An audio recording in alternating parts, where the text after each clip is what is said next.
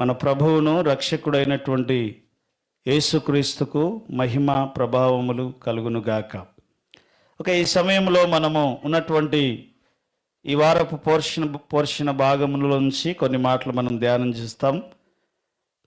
ఇశ్రాయేలీయుల యొక్క ప్రయాణము, ఐగుప్తులో నుంచి కనాను దేశానికి వారు ప్రయాణము చేసేటువంటి ఆ ప్రయాణము దాదాపు 40 సంవత్సరాలు ప్రయాణం చేశారు. ఈ 40 సంవత్సరాల ప్రయాణంలో దాదాపు 42 స్థలాల్లో వారు దిగినారు, అంటే ఆగినారు. ఈ 42 స్థలాలలో అనేకమైన సంఘటనలు, అనేకమైన శోధనలు, అనేకమైన యుద్ధాలు వాళ్ళ జీవితాలలో వాళ్ళు ఎదుర్కొన్నారు. కాబట్టి విశ్వాసం అనేది ఒక ప్రయాణం. విశ్వాసం అనేది చేయటం లేదు, వారికి ఒక గురి ఉన్నట్లుగా మనము చూస్తూ ఉంటున్నాం. కాబట్టి ఇశ్రాయేలీయుల యొక్క ప్రయాణ క్రమమును మనము చూస్తే ఐగుప్తులో నుంచి వాళ్ళు బయటికి వస్తూ ఉంటున్నారు. అక్కడ నుంచి ఐగుప్తు అనేటువంటి పాపము నుంచి, దాస్యము నుంచి వారు బయటికి వస్తూ ఉంటున్నారు. అలాగే మనము కూడా ప్రతి మనిషి ప్రతిరోజు ఐగుప్తులో నుంచి బయటికి వచ్చే అనుభవాన్ని కలిగి ఉండాలి. ప్రతిరోజు ఆ ఐగుప్తులో నుంచి మనము బయటికి రావాలి. మనము తల్లి గర్భములో నుంచి బయటికి వస్తున్నప్పుడే, తల్లి గర్భములోంచి పుట్టుకతోనే ప్రతి మానవుడు కూడా ఐగుప్తులో నుంచి బయటికి వస్తున్నాడట. దావీదు భక్తుడు 51వ కీర్తన 5వ వచనంలో మాట్లాడుతూ అంటున్నాడు, పాపములోనే నేను పుట్టినవాడను, పాపములోనే నా తల్లి నన్ను గర్భమున ధరించెను. కాబట్టి పాపములోనే, తల్లి గర్భములో నుంచి మనం బయటకు వస్తూ ఉంటున్నాం. ఐగుప్తు అనేటువంటి దాస్యము నుంచి బయటికి వచ్చినట్లుగా ప్రతి మనిషి ప్రతిరోజు ఐగుప్తు నుంచి బయటికి రావాలి. అదే మన యొక్క ఆత్మ సంబంధమైనటువంటి ప్రయాణికులకు ఉన్నటువంటి అవకాశముగా మనము చూస్తూ ఉంటున్నాం. కాబట్టి ప్రతిరోజు మన జీవితాలను మనము కట్టుకోవాలి. దేవుడు కూడా మనల్ని ఏం చేస్తున్నాడంటే పిలుస్తూ ఉంటున్నాడు. ఎక్కడి నుంచి పిలుస్తున్నాడు? ఐగుప్తులో నుంచి బయటికి రా నా కుమారుడా, ఆ ఐగుప్తు దాస్యము నుంచి నువ్వు బయటికి రా, పాపానికి కాదు నువ్వు దాసుడు అవ్వాల్సింది, నీవు నాకు దాసుడు అని చెప్పి ఇశ్రాయేలీయులను దేవుడు ఐగుప్తులో నుంచి బయటికి పిలిచినట్టుగా ప్రతిరోజు దేవుడు మనల్ని ఏం చేస్తున్నాడట? పిలుస్తూ ఉంటున్నాడు. కీర్తనల గ్రంథం 90వ కీర్తన 1 నుంచి మనము చదివితే అక్కడ దేవుడు పిలుస్తున్నట్లుగా మనము చూస్తాము. 90వ కీర్తన 1 నుండి. దైవజనుడైన మోషే చేసిన ప్రార్థన, ప్రభువా తరతరముల నుండి మాకు నివాస స్థలము నీవే, పర్వతములు పుట్టక మునుపు భూమిని లోకమును నీవు పుట్టింపక మునుపు యుగ యుగములకు నీవే దేవుడు. నీవు మనుషులను మట్టికి మార్చుచున్నావు, నరులారా తిరిగి రండని నీవు సెలవిచ్చుచున్నావు. నరులారా తిరిగి రండని దేవుడు పిలుస్తున్నాడు. అంటే ప్రతి ఒక్క మనిషి ఐగుప్తులో నుంచి ఏం చేయాలంట? ప్రతిరోజు బయటికి రావాలి. ఒకసారి వచ్చేసాము అయిపోయింది అనడానికి లేదు. ఇశ్రాయేల్ 40 సంవత్సరాల ప్రయాణంలో వారి మనసు నిండా ఉన్నటువంటి ఐగుప్తును తీసేయడానికి 40 స్థలాలలో 42 స్థలాలలో 42 రకాల పరిస్థితులను వారు ఎదుర్కొనేటట్లుగా దేవుడు వారిని నడిపించాడు. హల్లెలూయా.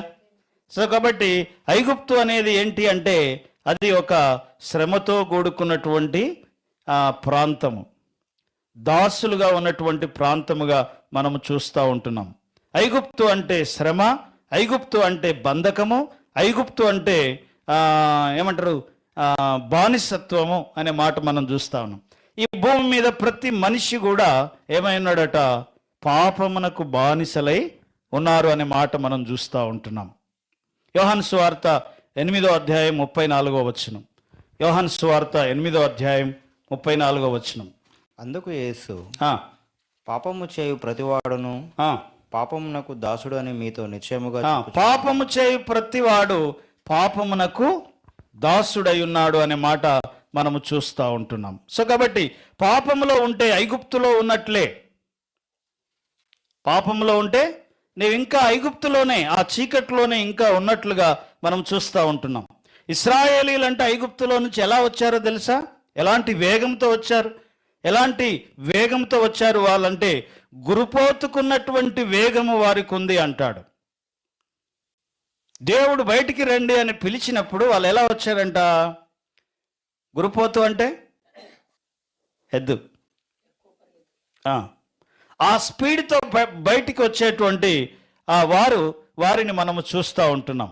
అందుకనే వారు చీకట్లో నుంచి, ఐగుప్తులో నుంచి వారు గురుపోతు వేగంతో వాళ్ళు బయటికి వచ్చినట్లుగా మనం చూస్తాం. కీర్తనల గ్రంథం 42వ కీర్తనలో మరి దావీదు భక్తుడు అంటాడు, దావీదుకు ఒక ఆశ, ఒక దప్పిక, లేకపోతే ఒక ఏమంటారు వేగము అతని జీవితంలో మనకు కనబడుతూ ఉంటుంది. ఇశ్రాయేలీయులు ఎట్లా అయితే ఐగుప్తులో నుంచి గురుపోతు వేగంతో వచ్చినారో అలాగే ప్రతి వ్యక్తి కూడా అదే ఆశతో, అదే ఆసక్తితో, అదే స్పీడ్తో ఏం చేయాలంట? ఆ ఐగుప్తు పాపము నుంచి, దాస్యము నుంచి బయటికి రావాలి. దావీదు అంటున్నాడు చూడండి 42వ కీర్తన 1వ వచనం, దుప్పి నీటి వాగుల కొరకు ఆశపడునట్లు దేవా నీ కొరకు నా ప్రాణము ఆశపడుచున్నది. దుప్పి నీటి వాగుల కొరకు ఆశపడినట్లుగా దావీదు ఏం చేస్తున్నాడట? ఆశపడుతున్నాడు. నా ప్రాణము దేవుని కొరకు తృష్ణగొనుచున్నది అంటున్నాడు. అంటే ఆత్మ సంబంధంగా తాను మరి దేవుని వైపు ఎంతగా, ఏ స్పీడ్తో పరిగెడుతున్నాడో, ఏ స్పీడ్తో ఆయన బయటకు వస్తున్నాడో మనకి ఇక్కడ కనబడతా ఉంటుంది. హల్లెలూయా, హల్లెలూయా. సో కాబట్టి మనము చాలా విషయాలకు బానిసలమై ఉన్నాము అనే మాట మనం చూస్తాము. చాలా విషయాలకి మనం ఏమై ఉన్నామట? చాలా విషయాలలో మనము ఏమై ఉన్నాము? బానిసలమై ఉన్నాము అనే మాట మనకు కనబడుతూ ఉంటుంది. కాబట్టి మనము ఎవరికి బానిసలమై ఉండాలి? ఎవరికి దాసులమై ఉండాలి? ఎవరి కొరకు మనము శ్రమ పడాలి అంటే దేవుని వాక్యం అంటుంది, నీవు నా దాసుడవు అంటాడు దేవుడు. నువ్వు నా కొరకు శ్రమ పడాలి అంటాడు. హల్లెలూయా. నువ్వు బానిసగా ఉన్నటువంటి ఆ పరిస్థితుల కోసం నువ్వు శ్రమ పడొద్దు, కానీ నువ్వు నా కోసం శ్రమ పడాలి. నువ్వు ఇశ్రాయేలు నా దాసుడు అంటాడు దేవుడు. ఇశ్రాయేలు ఎవరంట? దేవుని దాసుడు. ఇశ్రాయేల్ అంటే యథార్థవంతుడు, లోపట బయట యథార్థంగా ఉండేవాడు, దేవుని స్థాయి విశ్వాసం కలిగిన వాడు, దేవుని స్థాయి ఆత్మీయ స్థితి కలిగినటువంటి వాడినే ఇశ్రాయేలు అంటాము మనం. కాబట్టి యోబు గ్రంథము 1వ అధ్యాయం 8వ వచనంలో మనం చూస్తాము, యెహోవా యోబు గురించి మాట్లాడుతూ ఉంటాడు, నా సేవకుడైనటువంటి యోబును నీవు చూసావా అని చెప్పి సాతానుతో ఆయన మాట్లాడుతూ ఉంటాడు. కాబట్టి సేవకుడు అంటే నా దాసుడు, నా సేవకుడు అనే మాట మనకు కనబడుతూ ఉంటుంది. అక్కడ మరో లేఖన భాగం చదవండి, లేవియాకాండం 25వ అధ్యాయము 55వ వచనంలో మనం చూస్తాము, దేవుడు ఇశ్రాయేలు గురించి చెప్తున్నటువంటి మాట. 25వ అధ్యాయం 55వ వచనం, ఏలైనగా ఇశ్రాయేలీయులు నాకే దాసులు, నేను ఐగుప్తు దేశములో నుండి రప్పించిన నా దాసులే, నేను మీ దేవుడైన యెహోవా. దేవుడు ఇశ్రాయేలు గురించి చెప్తున్నటువంటి మాట ఏమంటున్నాడు? ఇశ్రాయేలీలు నా దాసులు అంటున్నాడు. ఒక భక్తిపరుడు, ఒక నీతిమంతుడు, ఒక దేవుని యందు విశ్వాసం కలిగిన వాడు దేవునికి బానిసగా బతకాలి అంట. దేవునికి దాసుడిగా బతకాలి. అప్పుడే ఏమంటారు, నీ ఆధ్యాత్మిక జీవితంలో నీవు అద్భుతాలను నీవు చూస్తావు అనే మాట మనం చూస్తాం. అందుకనే అపోస్తలుడైన పౌలు భక్తుడు అంటాడు, నేను క్రీస్తు దాసుడను, జీవించువాడను నేను కాదు, క్రీస్తే నా యందు జీవిస్తున్నాడు అనే మాట మనము చూస్తాం. హల్లెలూయా. సో కాబట్టి దేవుని వైపు పరిగెత్తడానికి దావీదులాగా తృష్ణగొని, దప్పికగొని, ఇశ్రాయేలీలకు ఉన్నటువంటి గురుపోతు వేగంతో మనము దేవుని వైపు పరిగెత్తాలి, దేవుని కొరకు పరిగెత్తాలి, దేవుని వాక్యం కొరకు పరిగెత్తాలి, దేవుని యొక్క సన్నిధి కొరకు పరిగెత్తాలి అనే మాట మనం ఇక్కడ చూస్తూ ఉంటున్నాం. అంటే ఎలా పరిగెత్తాలి? ఆశతో పరిగెత్తాలి. బైబిల్లో ఒక స్త్రీ ఉంది. ఒక యజమాని దగ్గరికి వెళ్ళి రొట్టె ముక్కలు అడుగుతుంది. నా పిల్లలకు రొట్టె ముక్కలయ్యా అంటే, ఆ మాట చదవండి మీరు. మత్తయి సువార్త 15వ అధ్యాయం 26వ వచనం. మత్తయి సువార్త 15వ అధ్యాయం 26వ వచనం, 26, 27. పిల్లల రొట్టె తీసుకొని కుక్క పిల్లలకు వేయుటకు యుక్తము కాదని చెప్పగా ఆమె, నిజమే ప్రభువా, కుక్క పిల్లలు కూడా తమ యజమానుల బల్లల మీద నుండి పడు ముక్కలు తినును కదా అని చెప్పాను. అంటే ఇక్కడ మనకేమర్థమవుతుంది అంటే, ఆమె అడుగుతుంది, యేసయ్యనేమో తృణీకరించాడు. ఎన్నిసార్లు తృణీకరించాడు? 3 సార్లు తృణీకరించాడు. ఆ స్టోరీ అంతా మీరు చదివితే అర్థమవుతుంది. 3 సార్లు ఇవ్వనంటాడు, తృణీకరిస్తాడు. అయినా సరే ఆమె ఏమంటుంది? అడుగుతుంది. తృణీకరిస్తున్నా సరే అడుగుతుంది. అంటే ఆమె ఇశ్రాయేలీలతో ఒక జనాంగముగా ఉండడానికి, ఇశ్రాయేల్ దేవుణ్ణి అనుసరించడానికి, ఇశ్రాయేల్ దేవుని మీద ఇష్టాన్ని కనపరుస్తూ ఆమె పదే పదే ఏం చేస్తుంది అంటే అడుగుతూ ఉంటుంది. అంటే మన యొక్క విశ్వాస జీవితము, విశ్వాస ప్రయాణము ఎలా రావాలి అంట? బలవంతంగా రావద్దు. సొదొమ గొమొర్రా పట్టణాలు నాశనం అవుతూ ఉన్నప్పుడు, అరే నాశనం అయిపోతున్నాయి, బయటికి రండి అని చెప్పి దేవదూతలు వచ్చి లాక్కొస్తా ఉంటే వాళ్ళు రావట్లేదంట. బలవంతంగా అక్కడి నుంచి ఏం చేశారంటే లాక్కొచ్చారు. మనం బలవంతంగా లాక్క రాబడలేదు దేవుని వైపు. ఎలా వచ్చాము? ఇష్టముతో వచ్చాము, పరిగెత్తుకుంటూ వచ్చాము, గురుపోతు వేగముతో వచ్చాము, దావీదు వలె తృష్ణ కొని దప్పిక కొని వచ్చాము దేవుని వైపు. ఎలా రావాలంటే దేవుని వైపు ఇష్టముతో రావాలి. కాబట్టి ఆమె ఇష్టపడుతుంది. ఆయన లేవన్నా, మీకు ఇవ్వమన్నా, ఇవి మీవి కాదన్నా, ఇవి మా పిల్లలవన్నా, ఆమె ఏం చేస్తుందంట? పదే ఆయననే అడుగుతూ ఉంటుంది. అందుకని యేసయ్య ఆమె గురించి ఏమంటాడంటే, అమ్మా నీ విశ్వాసం గొప్పది. ఏమన్నదట? నీ విశ్వాసం గొప్పది, నీవు కోరినట్టు నీకు కలుగుతుంది అన్నాడు. సో విశ్వాసం గొప్పదని చెప్పి యేసు ప్రభు వారు 2 గురించి మాత్రమే చెప్పాడు బైబిల్ అంతట్లో. నీ విశ్వాసం గొప్పది అని ఈ స్త్రీ గురించి మాట్లాడతాడు. తర్వాత రోమా శతాధిపతి అయినటువంటి ఆ వ్యక్తి గురించి మాట్లాడతాడు. నా దాసుడు రోగి అయి ఉన్నాడు, అయ్యా నువ్వు నా ఇంటికి నీవు నా ఇంటికి రావద్దు, కానీ నువ్వు మాట సెలవిస్తే చాలు నా దాసుడు బాగుపడతాడని అన్న ఆ శతాధిపతి యొక్క మాటలు విన్నటువంటి యేసయ్య అంటాడు, నీ విశ్వాసము గొప్పది. ఇక్కడ మనం నేర్చుకునే విషయం ఏంటంటే, ఐగుప్తులో నుంచి ఇశ్రాయేలీయులు గురుపోతు వేగముతో వచ్చినట్లుగా మనము దేవుని వైపు రావాలి. ఇష్టపడుతూ రావాలి, వేగంతో రావాలి, దప్పికతో రావాలి, తృష్ణతో రావాలి. దేవా నా ప్రాణము నీ కొరకు ఏం చేస్తుంది? ఆశపడుతుంది, తృష్ణగొంటుంది, దాహంగొంటుంది అని దావీదు అంటున్నాడు.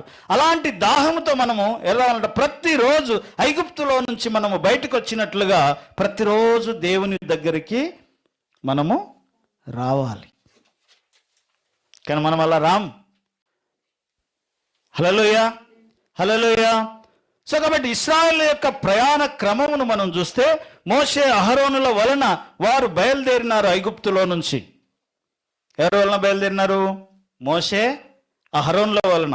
ఈ గొప్ప నాయకులు మాకున్నారు, 10 అద్భుతాలు చేశారు, ఆశ్చర్య కార్యాలు చేశారు అని చెప్పి ఐగుప్తులో చేసిన వారి కార్యములను చూసి ఐగుప్తు దేశం అంతా పరిశాన్ అయింది. ఇశ్రాయేలీలు మోషేను దేవుణ్ణి నమ్మినారు, అహరోనును నమ్మినారు, బయటకు వచ్చినారు. వారి యొక్క ప్రయాణ క్రమంలో 42 స్థలాలలో వారు స్టే చేసినారు, 42 స్థలాలలో ఆగినారు. మీరు చదవండి సంఖ్యాకాండము 33వ అధ్యాయము. ఆ అధ్యాయం అంతట్లో కూడా వారు ఫలానా స్థలములో దిగిరి, వారు రామసేతు నుంచి సుక్కోతులో దిగిరి, సుక్కోతు నుంచి మరో స్థలంలో దిగిరి అనే ఒక లిస్టు పెద్దది రాయబడి ఉంది అక్కడ. అయితే ఈ 42 స్థలాలలో కూడా వివరాలన్నీ రాయలేదు ఇందులో, కానీ ఈ అధ్యాయంలో 33వ అధ్యాయం సంఖ్యాకాండంలో వివరాలన్నీ రాయలేదు. ఆ దిగిన దగ్గర ఏం జరిగింది, ఆ దిగిన దగ్గర ఏ సంఘటనలు జరిగినవి అని చెప్పి అవి అక్కడ రాయలేదు. కానీ 4 సంఘటనలు మాత్రము ప్రత్యేకంగా అందులో రాయబడినట్లుగా మనము చూస్తూ ఉంటున్నాం. ఇశ్రాయేలీల యొక్క ప్రయాణము అనే మాట మనం ఇక్కడ గమనిస్తున్నాం. ఇశ్రాయేల్ అంటే ఎవరు? అప్రాయుడు. ఇశ్రాయేల్ అంటే దేవుని స్థాయి జీవితం కలిగిన వాడు. ఇశ్రాయేల్ అంటే ఏమంటారు?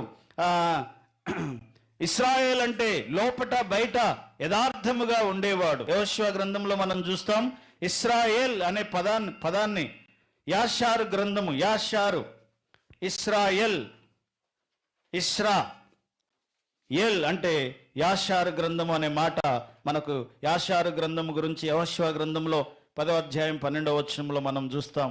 సో కాబట్టి ఇశ్రాయేల్ అంటే ఎవరు అంటే నిందారహితుడు, దేవుని స్థాయి జీవితం కలిగిన వాడు, దేవుని స్థాయి భక్తి కలిగిన వాడు, దేవుని స్థాయి ఆత్మీయ స్థితి కలిగినటువంటి వాడుగా ఇశ్రాయేలును మనము చూస్తూ ఉంటున్నాము. కాబట్టి వీరి యొక్క ప్రయాణము రామసేతు నుంచి సుక్కోతులో, రామసేతు అంటే ఐగుప్తులో ఉన్నటువంటి రామసేతు అనేటువంటి పట్టణం నుంచి ప్రారంభించబడి కనాను దేశానికి వీరు ప్రయాణము అయి వచ్చేటువంటి ఆ సమయానికి వీరు ఎన్ని స్థలాల్లో దిగినారు చెప్పండి? ఎన్ని స్థలాల్లో దిగినారు? 42 స్థలాల్లో దిగినారు. గుర్తుపెట్టుకోండి. ఎన్ని స్థలాలు? ఈ 42 స్థలాలలో దిగినటువంటి అక్కడ జరిగినటువంటి సంఘటనలన్నీ కూడా దేని కొరకు అంటే ఇశ్రాయేలీల యొక్క రూపాంతరము కొరకంట. వీరేం కావాలి? 430 సంవత్సరాలు ఐగుప్తులో ఉండి వస్తున్నారు వీళ్ళు. అక్కడి భాష వచ్చు, అక్కడి అలవాట్లు ఉన్నాయి, అక్కడి వేషధారణ ఉంది, అక్కడి కల్చర్ ఉంది, అక్కడి యొక్క పరిస్థితులన్నీ వాళ్ళ జీవితాల్లో నిండి ఉన్నాయి. ఎన్ని సంవత్సరాలు వీళ్ళు? 430 సంవత్సరాలు అంటే కొన్ని తరాలు అక్కడ ఉన్నారు. కాబట్టి వాళ్ళ యొక్క నరనరాల్లో ఐగుప్తు జీర్ణమై ఉంది అన్నమాట. కాబట్టి దేవుడు ఈ అరణ్య మార్గంలో వారిని నడిపిస్తూ వారికి శిక్షణ ఇస్తూ ఉన్నాడు, ట్రైనింగ్ ఇస్తూ ఉన్నాడు. వారు ఎలా ఉండకూడదో తీసుకొస్తున్నాడు. వారి లోపల ఉన్నటువంటి ఐగుప్తును ఏమంటారు అంచెలంచెలుగా దానిని తొలగిస్తూ వస్తున్నాడు. మనం ఇదే సంఖ్యాకాండంలో మనం చూస్తాం ఇశ్రాయేలీలలో ఉన్నటువంటి అపవిత్రమైనటువంటి ఆత్మలను తొలగిస్తూ వస్తున్నాడంట. వాళ్ళ జీవితాల్లో ఏమున్నాయి? అపవిత్రత. ఆ అపవిత్రత అనేది ఒక స్పిరిట్. ఆ అపవిత్రత అనేటువంటి ఆ స్పిరిట్ నుంచి, ఆ ఆత్మ నుంచి దేవుడు వారిని శుద్ధి చేస్తూ వస్తున్నాడు. అరణ్య ప్రయాణం ఏంటిది అంటే వారిని శుద్ధి చేసేటువంటి క్రమం, వారిని శుద్ధి చేసేటువంటి స్థితి అన్నమాట. మన జీవితాల్లో ఆ అరణ్యంలో వారేమైనా సుఖంగా ఉన్నారా? శ్రమలో ఉన్నారు. అనేకమైన పరిస్థితులు, ఛాలెంజెస్ను ఎదుర్కొంటూ వస్తున్నారు. ఈ ఛాలెంజెస్ ఎదుర్కొంటున్న ప్రతిసారి కూడా మనం ఏమవుతామంట? శుద్ధి అవుతాం, రూపాంతరపరచబడతాం, మన యొక్క అవగాహన పెరుగుతుంది. ఒక శ్రమ వచ్చినప్పుడు ఆ శ్రమలో మనం నేర్చుకోవాల్సినవి కొన్ని ఉంటాయి. ఒకసారి దేవుని నమ్ముకున్నాం, రక్షింపబడ్డాం, ఇంకంతా అయిపోయింది అనడానికి లేదు. రక్షింపబడ్డ తర్వాత, దేవుని నమ్ముకున్న తర్వాత మనలో ఉన్నటువంటి పాప స్వభావం పోయిందా?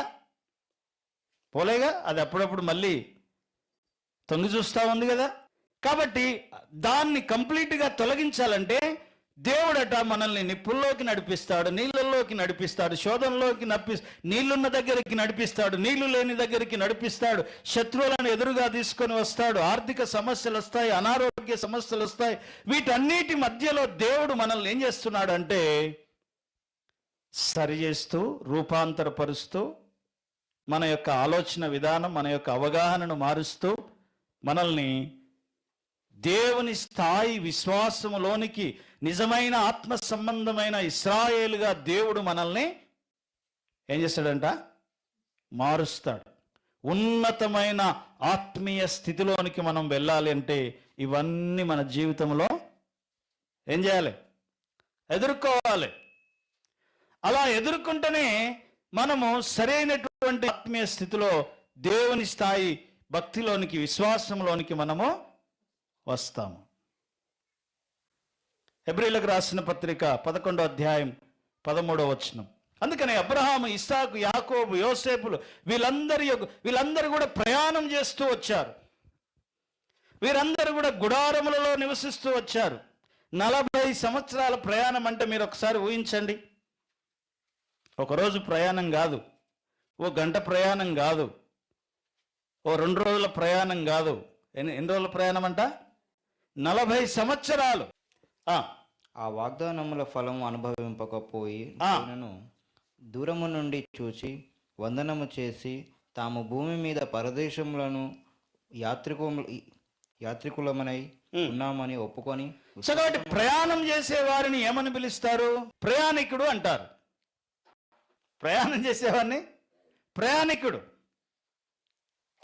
దేశదిమ్మరిని ఏమంటారు? మరి దేశదిమ్మరికి ప్రయాణికునికి ఏంటి తేడా? ప్రయాణికునికి ఒక గురి ఉంటుంది, ఒక గమ్యస్థలం ఉంటుంది, అక్కడికి వెళ్ళాలని ఒక ఇది ఉంటుంది ప్రయాణికునికి. కానీ దేశదిమ్మరికి గురి లేదు, గమ్యం లేదు, తిరుగుతూ ఉంటాడంట. బైబిల్లో ఎవరైనా దేశదిమ్మరి ఉన్నారా? కయ్యను దేశదిమ్మరి. ఆదికాండం 4వ అధ్యాయంలో మనం చూస్తాము 14వ వచనం. ఆదికాండం 4వ అధ్యాయం 14వ వచనం. నేడు ఈ ప్రదేశం నుండి నన్ను వెళ్ళగొట్టితివి, నీ సన్నిధికి రాకుండా వెలివేయబడి దిగులు పడుచు భూమి మీద దేశదిమ్మరినై ఉందును. భూమి మీద దేశదిమ్మరిగా కయ్యను ఉన్నాడు. మరి అబ్రహాం ఎవరు? అబ్రహాం కూడా తన తండ్రి ఇంటి నుంచి బయలుదేరి, ఆరాను నుంచి బయలుదేరి ఆయన ప్రయాణమై వచ్చేసినాడు. అబ్రహామా రా బయటికి అంటే వచ్చినాడు. తిరుగుతున్నాడు. కనాను వెళ్ళాడు, ఐగుప్తు వెళ్ళాడు, బెయేర్షెబా వెళ్ళాడు, ఆరాను వెళ్ళాడు, తిరుగుతున్నాడు. మరి కయ్యను దేశదిమ్మరి అయితే మరి అబ్రహాం ఎవరు? అబ్రహాముకి దేవుడు ఒక గురి ఇచ్చాడు. పాలు తేనెలు ప్రవహించే కనాను దేశము నేను నీకు ఇస్తాను, నీకు ఒక సంతానం ఇస్తాను, ఆ సంతానమునందు సకల జనులు ఆశీర్వదింపబడతారు అని చెప్పి అబ్రహాముకు దేవుడు ఏం చేశాడంట? వాగ్దానం చేశాడు. కాబట్టి భూమి మీద వారు పరదేశులను యాత్రికులనై ఉన్నట్లుగా జీవించారు ఈ భూమి మీద. ఇది స్థిరము కాదు. సో స్థిరమైన పట్టణం ఒకటి ఉన్నది అని చెప్పి ఆ పట్టణము కొరకు అబ్రహాము ఏమంటారు బయలుదేరి ప్రయాణం చేస్తూ ఆయన వస్తూ ఉంటున్నాడు. అబ్రహాము ఎవరు కాదంట? దేశదిమ్మరి కాదు. అబ్రహాముకు ఒక గురి ఉంది. సో కాబట్టి అబ్రహాము ప్రయాణికుడు. అబ్రహాము బయలుదేరి ఆయన వచ్చినాడు. ఈ బయలుదేరి వచ్చే క్రమంలో దేవుడు వారిని దేశదిమ్మరులుగా చేయలేదు, కానీ ప్రయాణికులుగా దేవుడు వారిని చేసినాడు. ప్రయాణికునికి ఒక గురి ఉంది, ప్రయాణికునికి ఒక గమ్యం ఉంది, ఒక డెస్టినీ ఉంది. అక్కడికి వెళ్ళాలి. దానికోసము అనేకమైన సమస్యలు, అక్కడికి వెళ్ళగలిగినటువంటి స్థాయి ఆత్మీయ జీవితాన్ని ఈ 42 స్థలాలలో వీరు ఎదుర్కొన్న పరిస్థితుల ద్వారా రూపాంతరము చెందారంట. ఓ తరము గతించి మరో కొత్త తరం వచ్చి, ఆ కొత్త తరము దేవుని స్థాయి ఆత్మీయ స్థితిలోనికి వచ్చిన తరువాత అప్పుడు వారు ఎక్కడికి వెళ్ళారు? కనానులోనికి వారు ప్రవేశించినట్లుగా మనము చూస్తాము. దేవుడు ఇశ్రాయేలీయులను ప్రేమిస్తున్నాడు. ఎంతగా ప్రేమిస్తున్నాడు అంటే మనం ముందు వారంలో మనం చూసాము బిలాము యొక్క పోర్షన్లో. దేవుడు ఎంతగా ప్రేమిస్తున్నాడు అంటే బిలాము ఇశ్రాయేలును శపించడానికి వచ్చినప్పుడు నోరు తెరిచి శపించడానికి ప్రయత్నం చేస్తే ఏమైందట? ఆ శాపము ఆశీర్వాదముగా మార్చినాడంట దేవుడు. శాపము అంటే దేవుడు అంతగా ఇశ్రాయేలును ప్రేమిస్తున్నాడు, ఎవరన్నా శపించడానికి కూడా వీల్లేదు. అందుకని నిన్ను ముట్టినవాడు నా కనుగుడ్డును ముట్టినవాడని లేఖనం చెప్తా ఉంది. జకర్యా గ్రంథం 2వ అధ్యాయం 8వ వచనంలో మనం చూస్తాము, నిన్ను ముట్టినవాడు నా కనుగుడ్డును ముట్టినవాడు. కాబట్టి దేవుడు తన ప్రజలను ముట్టుకుంటే ఆయన ఏమీ ఊరుకోడు. దేవుడు తన ప్రజలనికి హాని చేయాలని ఎవరైనా ఆలోచన చేస్తే దేవుడు ఏమీ ఊరుకోడు. అందుకనే మనం అక్కడ ఆ మాట చూస్తాం, తన్ను ముట్టినవాడు తన కనుగుడ్డును ముట్టినవాడని చెప్పి మనం ఆ లేఖనములో మనం చూస్తాం. కాబట్టి అబ్రహాము, ఇశ్రాయేల్ జనాంగము వారు దేశదిమ్మరులుగా తిరగటం లేదు, కానీ వారు ఎలా తిరుగుతున్నారట? ప్రయాణికులుగా తిరుగుతూ ఉన్నారు. జర్నీ, వాళ్ళకు అదొక జర్నీ లాగా వారు కొనసాగుతూ ఉంటున్నారు. సో కాబట్టి అబ్రహాము ప్రయాణికుడు, ఆరానులో ఉన్నాడు. అబ్రహాము దేవుడు పిలిచినప్పుడు లేచి ఆయన ప్రయాణమై వచ్చినట్లుగా మనము చూస్తాము. అదే రీతిగా ఇస్సాకు ప్రయాణికుడు. విశ్వాసమును బట్టి అతడును అతనితో ఆ వాగ్దానమునకు సమాన వారసులైన ఇస్సాకు యాకోబు అనువారును గుడారములలో నివసించుచు అన్యుల దేశములో ఉన్నట్టుగా వాగ్దాత దేశములలో ప్రవాసులైరి. సో కాబట్టి అన్యుల దేశంలో ఉన్నట్లుగా వాగ్దత్త దేశంలో వారు ప్రవాసులై ఉన్నారు, పరదేశులై ఉన్నారు, ప్రయాణికులై ఉన్నారు, గుడారములలో నివసిస్తూ ఉంటున్నారు. కాబట్టి దేవుడు వారిని ఏం చేశాడంటే ప్రయాణికులుగా చేశాడంట. మైక్ తీసుకెళ్ళి ఒక యూదునికి, ఒక ఇశ్రాయేల్ దగ్గర మైక్ పెట్టి, మీరు ఎందుకు తిరుగుతున్నారయ్యా ఇలా? ఇప్పటికీ తిరుగుతూనే ఉన్నారు వాళ్ళు, తెలుసా మీకు? ప్రపంచమంతా చెల్లా చెదరై ఉన్నారు వాళ్ళు. 1948 సంవత్సరంలో వారు ఒక దేశంగా ఏర్పడ్డారు, ఇజ్రాయెల్ దేశంగా. అంతకుముందు వేరే వేరే దేశాల్లో వారు శ్రమను అనుభవిస్తున్నారు. హిట్లర్ చేతుల్లో చాలా మంది చనిపోయారు. సో మీరు ఎందుకు తిరుగుతున్నారు ఇలా అని ఒకవేళ మనం అడిగితే వాళ్ళు అంటారు, మేము ప్రయాణికులం. మేమెవరో? ఏ దేశ ప్రజలు కూడా మరో దేశంలో తమది కాని దేశంలోనికి వెళ్ళి బానిసలుగా ఉన్న సంఘటనలు లేవు, ఒక్క ఇశ్రాయేలీలు తప్ప. సో కాబట్టి మీరు ఎందుకు తిరుగుతున్నారని అడిగితే, మాకు డెస్టినీ ఉంది, మేము ప్రయాణం చేస్తూ ఉంటున్నాము, మేము శిక్షణలో ఉన్నాము, మేము దేవుని స్థాయి ఆత్మీయ స్థితిలోనికి వెళ్ళటానికి నేర్చుకుంటున్నాము అని వారు చెప్తారు. సో కాబట్టి మనమందరం ఎవరమంట? మనమందరం ఎవరము? ప్రయాణికులం, పరదేశులం, పరజనులము. దేవుడు మనల్ని విశ్వాస జీవితములో ఆయన మనల్ని నడిపిస్తూ ఉంటున్నాడు. అయితే మనము ప్రయాణం చేయడం అవసరమా? ఇశ్రాయేలీలు ప్రయాణం చేయడం అవసరమా? ప్రపంచానికి అవసరం. ఎందుకు అవసరం అంటే, అబ్రహాముతో దేవుడు వాగ్దానం చేశాడు, నీ యందు సకల జనులు, నీ సంతానమునందు సకల జనులు ఆశీర్వదించబడతారు. నువ్వే ప్రపంచానికి వెలుగై ఉంటావు, నువ్వే ప్రపంచానికి ఉప్పై ఉంటావు, నువ్వే ప్రపంచానికి ఏమంటారు మార్గమై ఉంటావు, నీవే ప్రపంచానికి కన్నై ఉంటావు అని దేవుడు చెప్తాడు. అంటే ప్రపంచమంతా కూడా ఇశ్రాయేలును చూసి నేర్చుకుంటారు అనే మాట మనం చూస్తాం.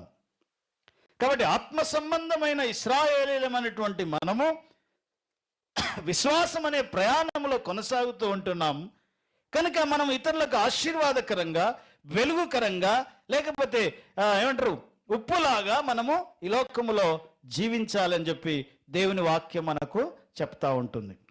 అదే రీతిగా ఇస్సాకు ప్రయాణం చేస్తూ ఉన్నాడు. ఇస్సాకు ఎక్కడికి ప్రయాణం చేస్తూ ఉన్నాడు? హారానుకు ప్రయాణం చేస్తూ ఉన్నాడు. బెర్షెబాలో ఆయన ఉన్నట్లుగా మనము ఇస్సాకును మనము చూస్తాం.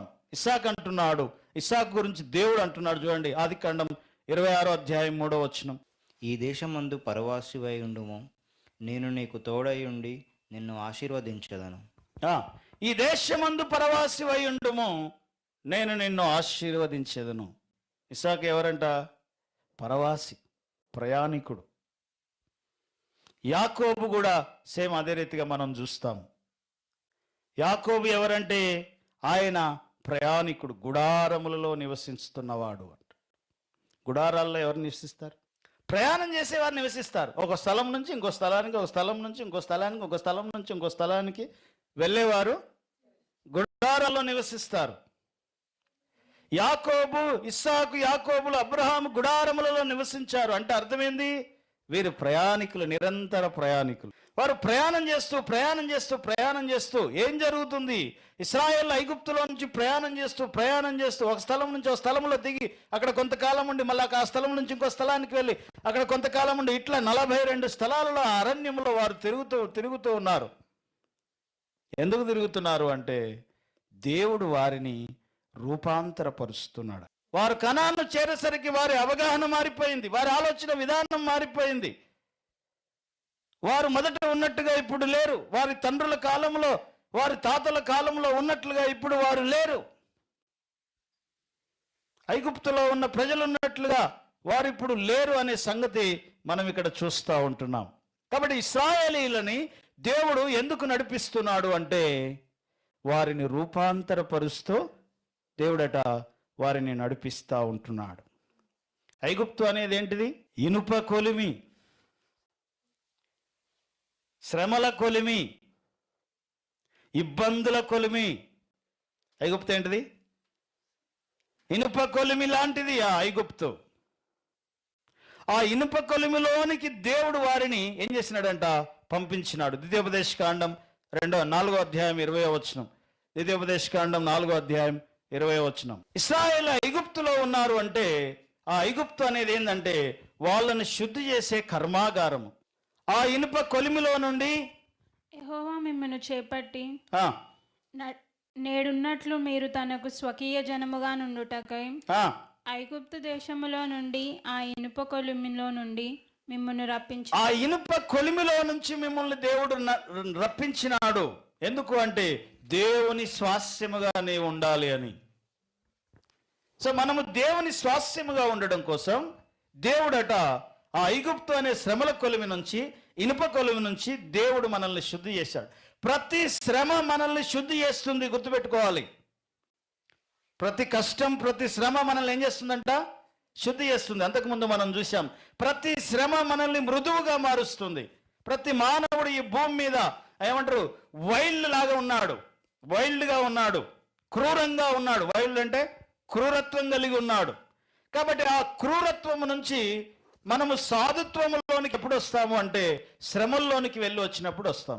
ఇశ్రాయేలు దేవుడు ఆ శ్రమల కొలిమిలో ఎందుకు ఉంచాడు వాళ్ళని అంటే వారిని ఏం చేస్తున్నాడంట? శుద్ధి చేస్తూ ఉన్నాడు. శుద్ధి చేయడానికి దేవుడు వారిని అక్కడ ఉంచినాడు. అందుకని మలాఖీ గ్రంథం 3వ అధ్యాయం 3వ వచనంలో మనం చూస్తాము, వెండిని శోధించినట్లుగా, వెండిని నిర్మూలము చేయనట్లుగా దేవుడు ఇశ్రాయేలు నిర్మలము చేస్తున్నట్లుగా మనం అక్కడ చూస్తాం. 3వ అధ్యాయం 3వ వచనం. వెండిని శోధించి నిర్మలము చేయువాడైనట్లు కూర్చుని ఉండును.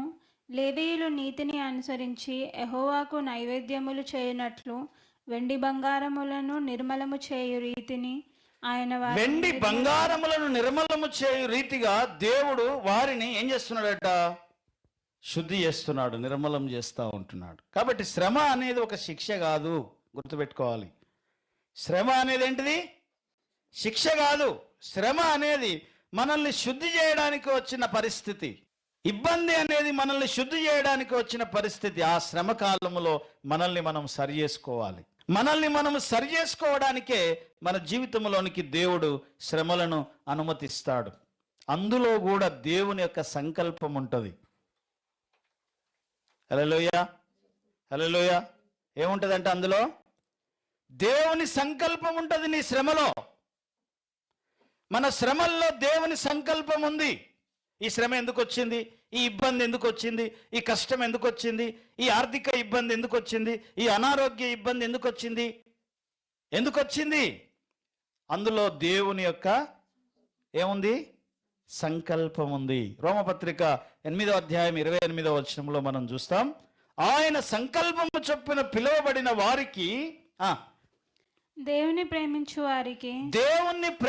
వారికి అనగా ఆయన సంకల్పము చొప్పున పిలువబడిన వారికి మేలు కలుగుటకై సమస్తమును సమకూడి జరుగుతూ ఉన్నది ఎరుగుదుము. హల్లెలూయా. ఏం చేస్తుందట? ఇదేం పెద్ద వింత కాదు. ఎందుకు జరుగుతుంది ఇలా? ఏమైతుంది ఇలా? ఇదేదో ఆశ్చర్యంగా ఉంది, మా జీవితంలో ఎప్పుడు లేదే ఇలా, ఓ వింతలాగా ఉంది. కానీ దేవుడు అంటున్నాడు, ఆయనను ప్రేమించు వారికి, ఆయన సంకల్పము చొప్పున పిలువబడిన వారికి సమస్తమును సమకూడి జరుగుతుంది అనే మాట మనం అక్కడ చూస్తూ ఉంటున్నాం. అందుకని ఇశ్రాయేలును దేవుడు ఎలా నడిపిస్తున్నాడంట? వాక్యముతో నడిపిస్తున్నాడు, షకీనా మహిమతో నడిపిస్తున్నాడు. ఆ మహిమ మేఘము వారి మీద ఉన్నప్పుడు నడుస్తూ ఉన్నారు. అది అది అది కదిలితే కదులుతున్నారు, అది ఉంటే, అది నిలబడి ఉంటే అక్కడే నిలబడతారు. సంవత్సరమా, ఒక రోజా, 2 రోజుల, సంవత్సరమా అయినా సరే ఆ మేఘం నిలిచి ఉన్నంత కాలం ఆ స్థలంలో వాళ్ళు నిలబడాల్సిందే. అయ్యో ఇక్కడ శ్రమ ఉంది ప్రభా, నేను నిలబడలేను ప్రభా నేను అనలాంటి లేదు. మేఘము కదిలితేనే, హల్లెలూయా, ఏం చేయాలంట? మేఘము కదిలితేనే మనం కదలాలి.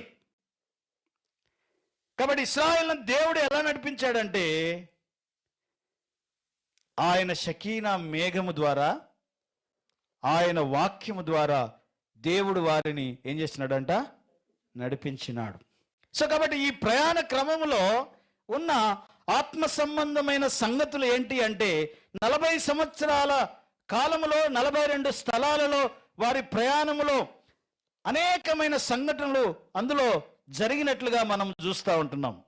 అయితే అందులో ఒకటి ఏలీమి దగ్గర జరిగినటువంటి సంఘటన మనకి ఇక్కడ కనబడుతుంటుంది.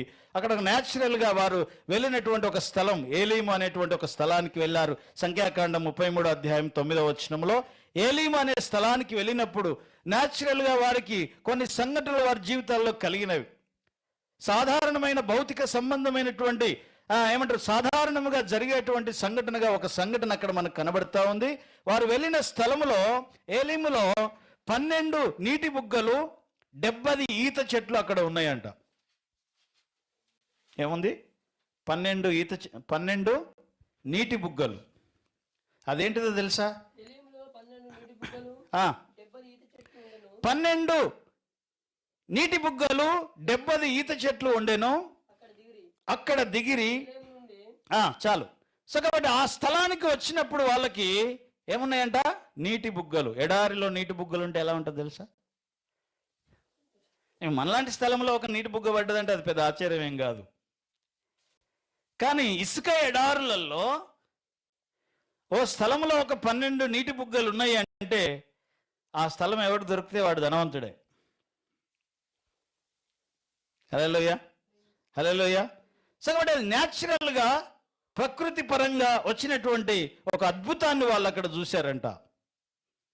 ఆ 70 ఈత చెట్లు దేనికి గుర్తుగా ఉన్నాయి అంటే ఐగుప్తు దేశంలోనికి అబ్రహాము కుమారులు వెళ్ళినటువంటి ఆ 70 మందిని చూపిస్తా ఉన్నాయి. ఐగుప్తు దేశంలోనికి వెళ్ళిన ఆ 70 మందిని చూపిస్తా ఉన్నాయి. వారికి గుర్తుగా అవి ఉన్నాయి అక్కడ. తర్వాత ఈ 12 నీటి బుగ్గలు ఏంటి అంటే సమృద్ధిని చూపిస్తున్నాయి. సమృద్ధిని వారు అక్కడ అనుభవించారు. సాధారణంగా దేవుడు చేసిన అద్భుతం కాదు అది.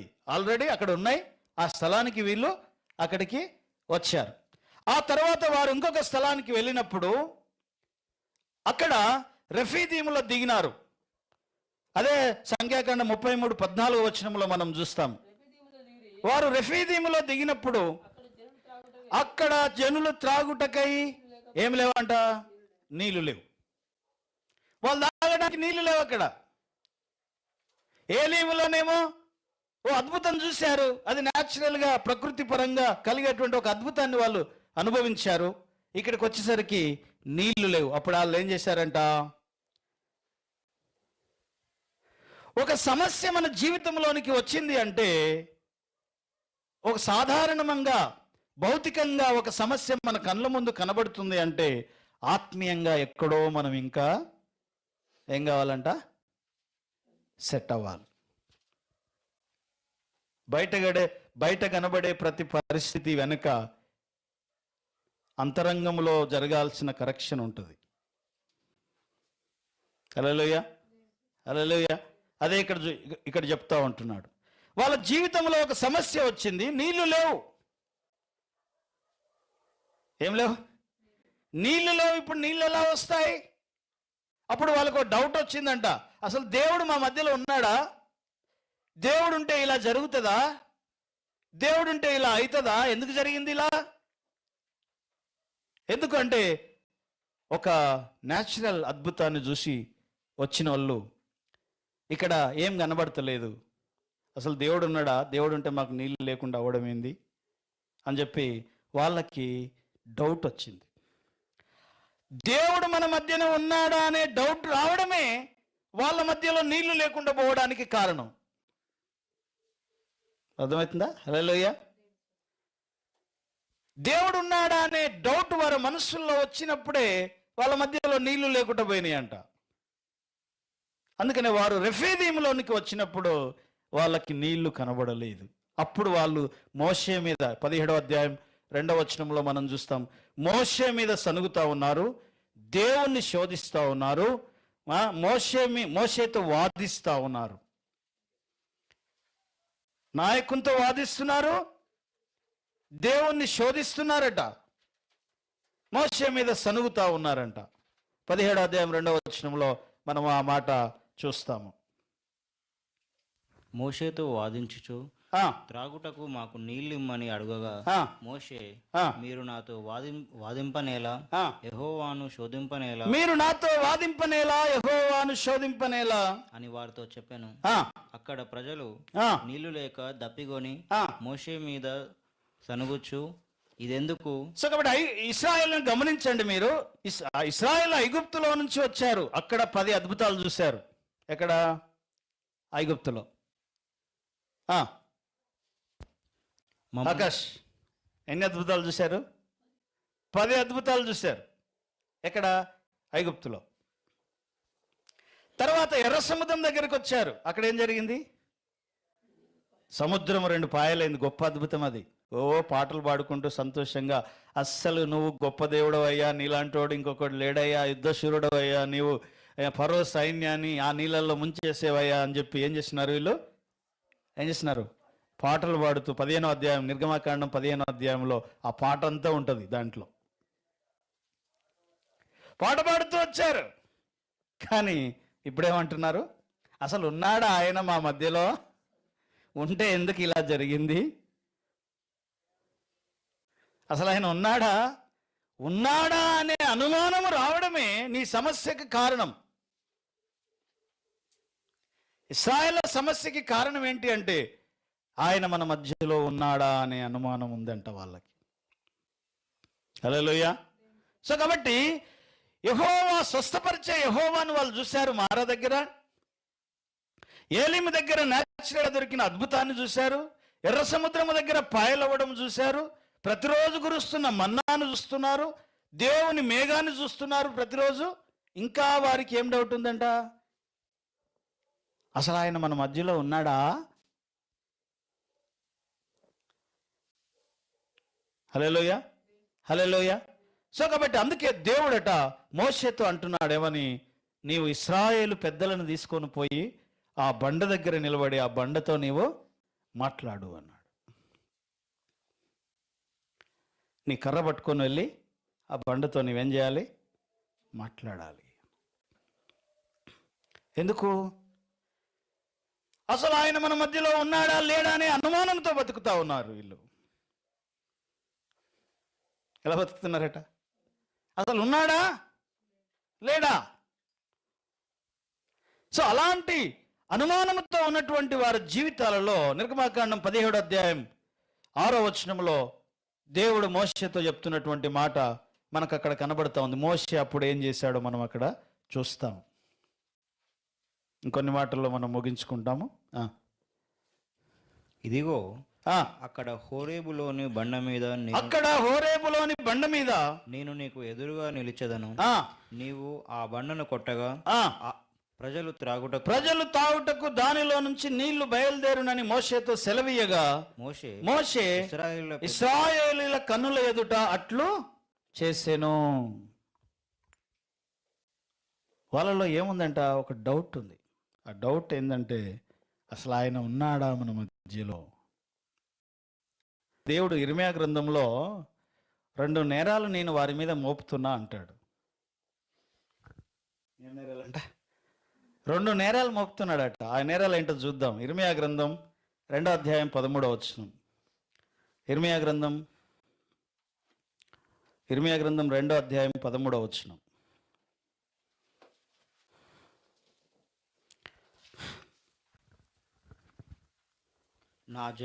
నా జనులు 2 నేరములు చేసి ఉన్నారు. జీవజలముల ఊటనైనా నన్ను విడిచి ఉన్నారు.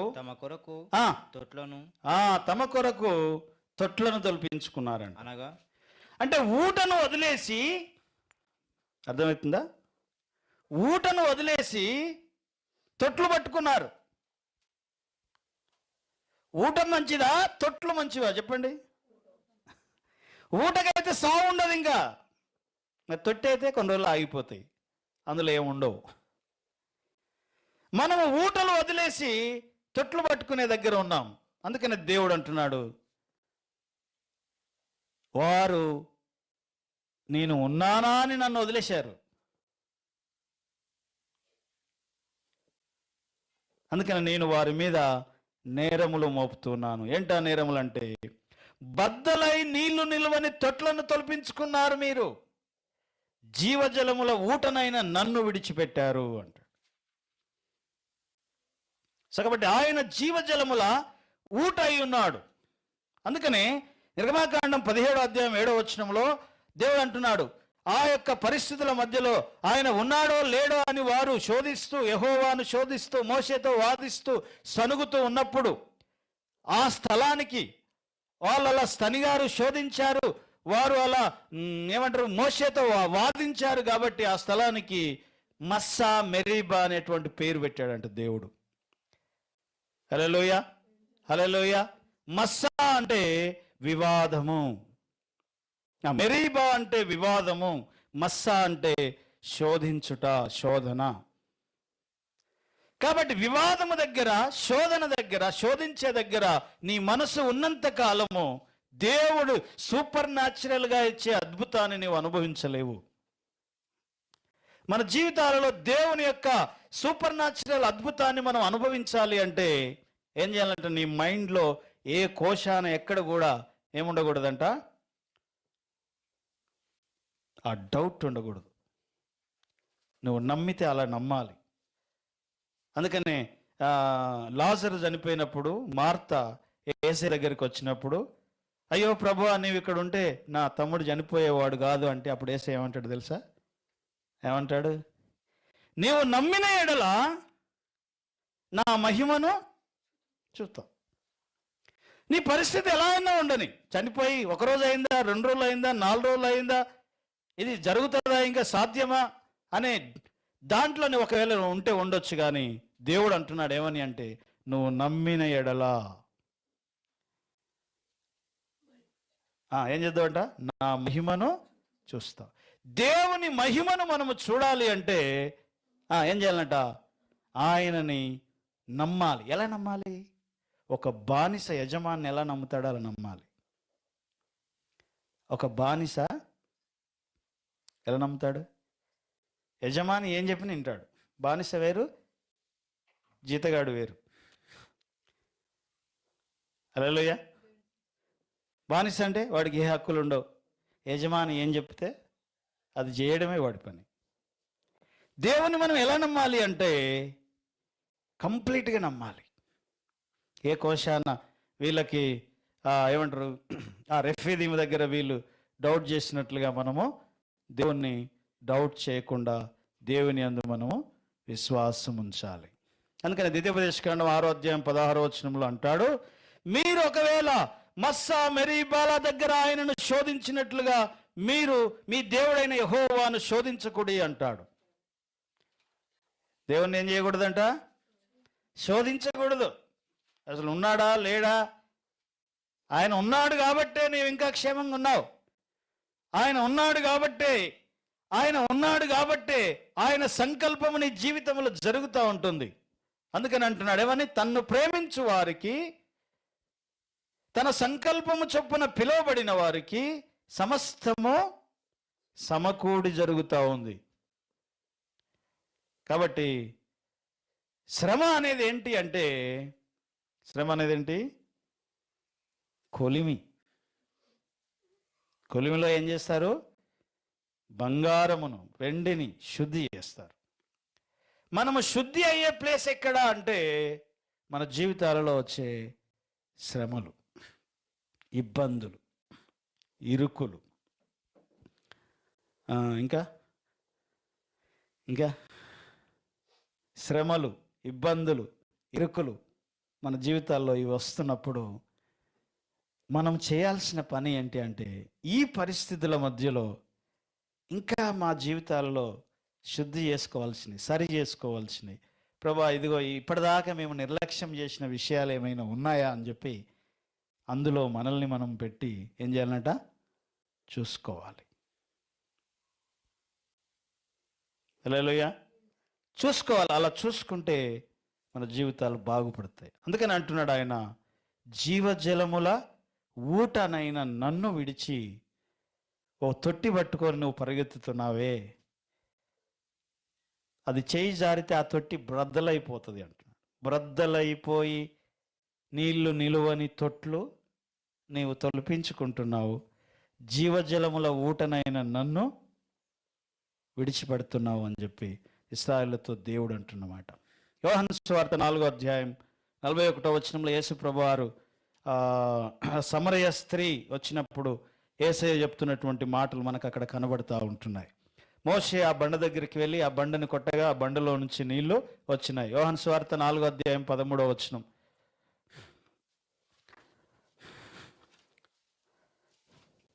అందుకు యేసు ఈ నీళ్లు త్రాగు ప్రతివాడును మరలా దప్పిగొనును. ఏ నీళ్లు? ఏదైతే ఆ ఫిజికల్ భౌతిక సంబంధమైనటువంటి అద్భుతాన్ని అనుభవించి ఆనందపడుతున్నావే, ఆ నీళ్లు దొరికితే నువ్వు ఆనందపడుతున్నావే ఓ సమరయ స్త్రీ. ఆ నీళ్లు తాగితే మళ్ళీ దప్పికేస్తుంది, మళ్ళీ కుండ పట్టుకొని రావాలి నువ్వు. కానీ నేనిచ్చు నీళ్లు దాగువాడు, 14వ వచనం, నేనిచ్చు నీళ్లు దాగువాడు ఎప్పుడును దప్పిగొనడు. నేను వానికిచ్చు నీళ్లు నిత్య జీవమునకై వానిలో ఊరేడి నీటి బుగ్గగా ఉండును అంటున్నాడు. ఏమంటారు? ఆయన ఇచ్చే నీళ్ళు ఎలా ఉంటాయట? నీటి ఊటలాగా, నీటి బుగ్గలాగా ఉంటాయి. అందుకనే మోషే ఆ బండను కొట్టగానే బండలోంచి ఏమొచ్చినాయి అంట? సమృద్ధి అయిన నీళ్ళు వచ్చినాయి. ఆ నీళ్ళని చూసి అట అప్పుడు నమ్మారట. ఏమని? యెహోవా మన మధ్యలో చెప్పండి ఏమన్నాడు? ఉన్నాడు. ఆయన మన మధ్యలో ఉన్నాడని వారు నమ్ముతున్నారు. అప్పటిదాకా వాళ్ళ మనసులో ఉన్నటువంటి ఆ అనుమానం అక్కడితో ఏమైపోయిందంట? పటాపంచలైపోయింది. అందుకని కొరింథీ పత్రిక 10వ అధ్యాయం 4వ వచనం, 1 కొరింథీ 10:4లో మనం చూస్తాము. ఆ బండ ఎవరంటే, ఆ జీవజలముల ఊటగా ఆ ప్రవహిస్తున్న బండ, మోషే కొట్టగానే వచ్చినటువంటి ఆ నీళ్లు ప్రవహించినటువంటి ఆ బండ ఎవరంటే అందరూ ఆత్మ సంబంధమైన ఒకే పానీయమును పానము చేసిరి. తమను వెంబడించిన ఆత్మ సంబంధమైన బండలోనిది తాగిరి. ఆ బండ క్రీస్తే. ఎవరంట బండ? క్రీస్తు అనే బండ దగ్గరికి మనం రావాలి. అప్పుడు జీవజలముల ఊట నీ దగ్గరికి వస్తూ ఉంటుంది. సో కాబట్టి ఆ జీవజలముల ఊటని మనం అనుభవించాలి అంటే మన మనసులో ఏదో ఒక మూల, ఏదో ఒక ఇన్నర్ ప్లేస్లో, ఆ చిన్న మైండ్లో, ఏమంటారు, ఆ చిన్న మెదడులో ఎక్కడో చిన్న ఏముందట? ఏముంది? డౌట్స్, అనుమానం. అంత న్యాచురల్గా జరుగుతూ ఉందిగా. న్యాచురల్గా ఉన్నటువంటి అద్భుతాలను చూసిన నీవు సూపర్ న్యాచురల్ అద్భుతం చూడాలంటే ఆయన ఉన్నాడని నమ్మాలి. అందుకని మనకు ఒక లేఖన భాగం చెప్తుంది. ఏమని అంటే, ఆయన యొద్దకు వచ్చేవాడు ఆయన ఉన్నాడనియో, అడిగినదల్లా ఆయన ఇస్తాడనియో మనము ఏం చేయాలి? నమ్మాలి. ఎందుకు దేవుడు ఇశ్రాయేలీయులను ఐగుప్తులోంచి తీసుకొచ్చి నడిపిస్తున్నాడు అంటే, వాళ్లకు శిక్షణ ఇస్తున్నాడు. ఆ అరణ్య ప్రయాణంలో, ఆ శ్రమల మధ్యలో, ఆ యుద్ధాల మధ్యలో, ఆ తెగుళ్ళ మధ్యలో, ఆ పాము కాట్ల మధ్యలో, ఆ కరువు మధ్యలో, నీళ్లు లేని ఆ స్థలాల్లో దేవుడు వారికి ఏం చేస్తున్నాడంట? ఏం చేస్తున్నాడు? ట్రైనింగ్ ఇస్తున్నాడు, శిక్షణ ఇస్తున్నాడు. నీ జీవితంలో వచ్చే ప్రతి శ్రమ, ప్రతి సమస్య, నువ్వు ఎదుర్కొంటున్నటువంటి ప్రతి సమస్య, దాని వెనుక దేవునికి ఒక ఉద్దేశం, సంకల్పం ఉంది. నీ శ్రమలో కూడా దేవునికి సంకల్పం ఉంది. ఆ సంకల్పం ఏంటి అంటే నిన్ను రూపాంతరపరచడం. దేవుడు నిన్ను రూపాంతరపరచాలని నీ జీవితంలోనికి కొన్ని అనుమతిస్తున్నాడు. అప్పుడు నువ్వు మాట్లాడే మాట, అప్పుడు నువ్వు ప్రవర్తించే ప్రవర్తన దేవుడు చూస్తాడు. కనుక నీవు ఆ జీవజలముల ఊట అయినటువంటి ఆ ఊట దగ్గరికి మనము ఏం చేయాలంట?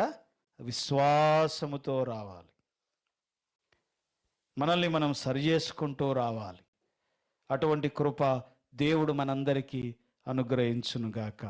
తలలు వంచుదాం, కళ్ళు మూసుకుందాం, ప్రార్థన చేద్దాం. అత్యంత కృపగలిగిన మా పరమ తండ్రి, నీకు వందనాలు, స్తుతులు, స్తోత్రములు చెల్లిస్తూ ఉంటున్నాం. ఇశ్రాయేలీల యొక్క ప్రయాణ క్రమమును మేము ధ్యానించినప్పుడు ప్రభువా, మరి ప్రతి మనిషి ఇశ్రాయేలీలు ఐగుప్తులో నుంచి గురుపోతు వేగముతో వచ్చినట్లుగా ప్రభువా, మేము ప్రతిదినము ఐగుప్తు అనే ఆ దాస్యము నుంచి బయటికి వస్తూ వేగముతో రావడానికి, దప్పికతో రావడానికి, ఇష్టముతో రావడానికి నీ కృప దయచేయమని ప్రార్థన చేస్తూ ఉంటున్నాం. మేము ఎక్కడ తండ్రి ఇదిగో పాపమునకు దాసులము కాకుండానట్లు దేవా మీ సహాయమును అనుగ్రహించండి. దేవుని స్థాయి జీవితము కలిగిన అషేర్ ఎల్ ఇశ్రాయేలుగా మేము నిలిచి ఉండడానికి నీ కృపను అనుగ్రహించమని ప్రార్థన చేస్తూ ఉన్నాం. మేము భూమి మీద ప్రయాణికులము, పరదేశులము, పరవాసులమై ఉంటున్నాము తండ్రి. మాకు ఒక గమ్యం ఉంది, గురి ఉంది. మేము ఒక డెస్టినీ కొరకు పరిగెత్తుతూ ఉంటున్నాము తండ్రి. నీకు వందనాలు, స్తోత్రములు. ఐగుప్తులో వారి ప్రయాణము ప్రారంభమైనట్లుగా క్రీస్తు శిలువ మరణము దగ్గర మా ప్రయాణము ప్రారంభమైంది ప్రభువా. ఇదిగో ఈ విశ్వాస యాత్రలో ప్రభువా, మేము ఎదుర్కొనేటువంటి ప్రతి శ్రమను, సమస్యలను మీ సన్నిధిలో జ్ఞాపకం చేసుకుంటున్నాం. శ్రమల్లో కూడా నీ యొక్క సంకల్పం ఉంది అన్న మీ మాటను బట్టి స్తోత్రాలు, వందనాలు చెల్లిస్తున్నాం. మీరు మిమ్మల్ని ఎవరైతే అధికముగా ప్రేమిస్తున్నారో ఆ ప్రేమించు వారికి నీ సంకల్పము చొప్పున సమస్తము సమకూడి జరుగుతుంది అన్న మీ మాటను బట్టి స్తోత్రము చెల్లిస్తున్నాం. మా పితరులందరూ అబ్రహాము, ఇస్సాకు, యాకోబు, యోసేపులు వారు ప్రయాణికులై ఉన్నట్లుగా మేము చూస్తూ ఉన్నాం ప్రభా. సాధారణముగా న్యాచురల్గా జరిగే అద్భుతాలను చూసి ఆనందపడిన మా జీవితాలు దేవుడు ఉన్నాడని నమ్మి సూపర్ న్యాచురల్ అద్భుతాలను అనుభవించడానికి నీ కృప దయచేయమని ప్రార్థిస్తున్నాం. వేటికి మేము బానిసలమై ఉన్నామో వాటి నుంచి సంపూర్ణముగా విడిపించుట కోసమే మా జీవితంలోనికి కొన్ని ఇబ్బందికరమైన పరిస్థితులు, శ్రమ కలిగించే పరిస్థితులను నువ్వు అనుమతిస్తున్నావని ఈ మధ్యాహ్న కాల సమయంలో నీవు మాతో మాట్లాడిన మాటలను బట్టి నీకు స్తోత్రము చెల్లిస్తున్నాం. మా ఆశ్రయము, మా జీవజలముల ఊట నీవై ఉంటున్నావు. ఆ ఊట యొద్దకు నీవు మమ్మల్ని నడిపిస్తున్నందుకు నీకు స్తోత్రాలు, వందనాలు చెల్లిస్తున్నాం. ఈ తండ్రి, ఈ సమయంలో నీ బిడ్డలను దీవించండి. వారి శ్రమలో వారికి తోడయుండి మీ కాపుదలను దయచేయండి. వారి ఇబ్బందులలో వారిని పరామర్శించండి. దేవా, నీకు వందనాలు. నీతిమంతుడు 7 మార్లు పడినను మరలా లేస్తాడని మీరు సెలవిచ్చినారు ప్రభా. ఇదిగో నాయనా, నీతిమంతునికి కలుగు శ్రమలు అనేకములు, కానీ వాటన్నిటిలో నుంచి యెహోవా తప్పించునన్న మీ మాటను బట్టి స్తోత్రాలు చెల్లిస్తున్నాం. కూడి ఉన్న నీ బిడ్డలందరినీ దీవించి ఈ మాటలు వినుచున్న తండ్రి, ఇదిగో బిడ్డలను, ఆన్లైన్లో చూస్తున్న బిడ్డలను జ్ఞాపకం చేసుకున్నామని ప్రభు అయిన యేసుక్రీస్తు నామమున స్తుతించి ప్రార్థిస్తున్నాము తండ్రి. ఆమేన్, ఆమేన్, ఆమేన్.